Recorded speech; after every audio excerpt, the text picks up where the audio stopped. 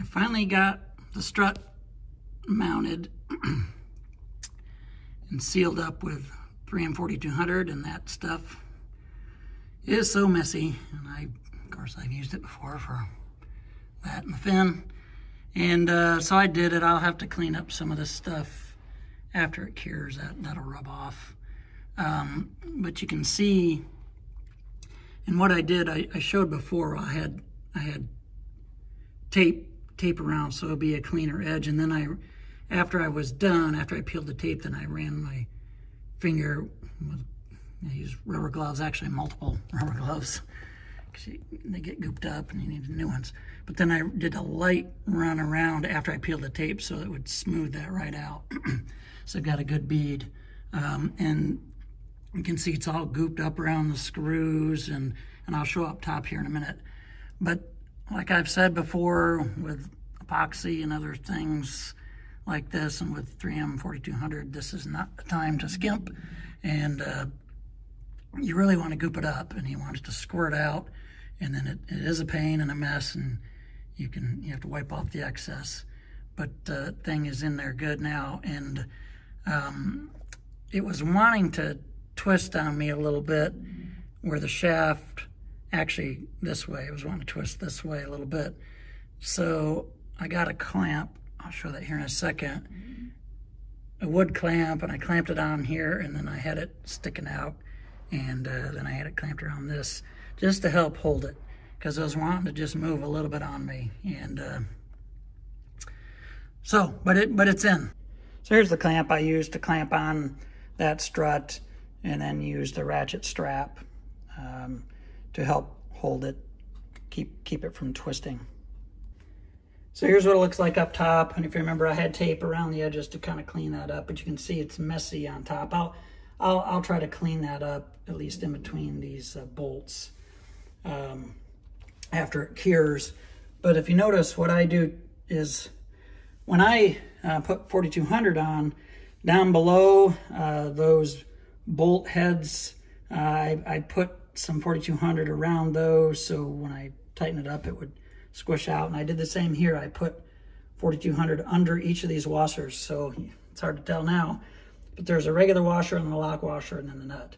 So under the washer, I made sure there was a lot of 4200 goop, so then when I squish them down, it would squish out, and then I just ran my finger around to get the excess off. And again, and I also made sure to run it around the top of the nut, because if, I don't ever plan on this, but if I ever get water in this boat, I do not want water getting down in those threads. And actually that makes me think, on my rudder, it looks like I did not do that on the threads, so I will do that at some point. Make sure there's stuff around those. So anyway, that's what it looks like. It's all in now. And again, I'm very happy to get this done. Oh, and I'll show, one second.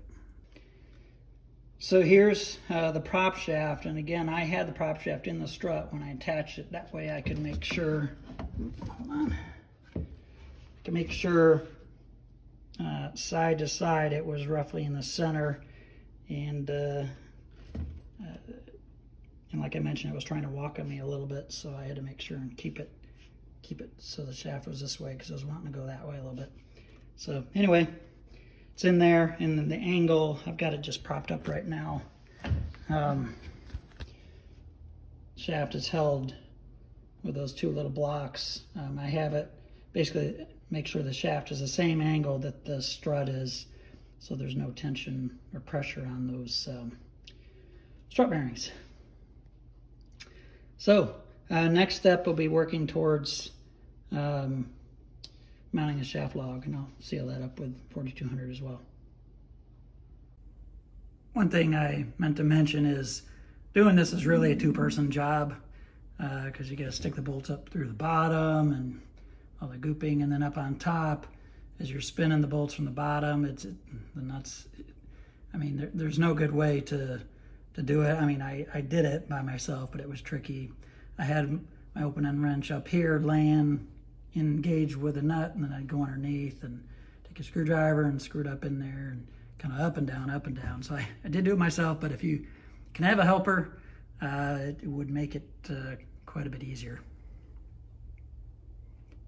And then once you get the nuts tight enough, then you can come up here and just snug them up with a wrench, and you don't have to hold the screw underneath. But you have to get it screwed up quite a ways before that happens, and without the goop on there, there's no way to, you have to do something to hold the nut and then go underneath with a screwdriver.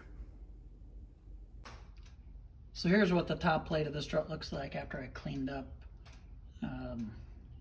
some of the mess in between there. And so happy with it. Everything's sealed up good.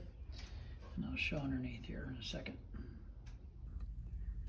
And here it is, shown underneath with it cleaned up. And so, but you can see I left a lot of that on there on purpose because I want that good and sealed around those bolts. And so there we have it.